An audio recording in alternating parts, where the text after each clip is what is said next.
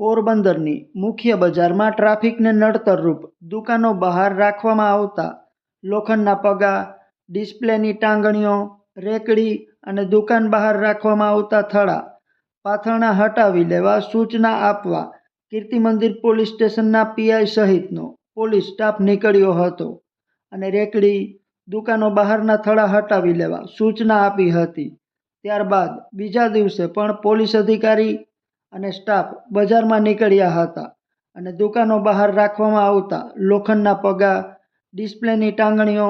પથારા હટાવી લેવા જણાવ્યું હતું અને ત્યારબાદ ફરીથી પોલીસે બીજો રાઉન્ડ લેતા સ્થિતિ એની એ જ રહેતા પોલીસે કડક કામગીરી કરી હતી અને અમુક ધંધાર્થીઓને પોલીસ મથકે લઈ ગયા હતા તેમજ નડતરરૂપ વસ્તુઓ જપ્ત કરી હતી। આ કામગીરીના કારણે વેપારીઓ એકઠા થયા હતા અને પોલીસની કામગીરી સામે આક્રોશ વ્યક્ત કર્યો હતો અને વેપારીઓએ જણાવ્યું હતું કે પોલીસ દ્વારા કડક કાર્યવાહી યોગ્ય નથી।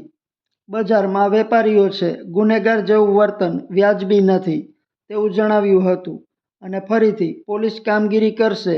તો દુકાનો બંધ કરી દેવામાં આવશે તેવું જણાવ્યું હતું।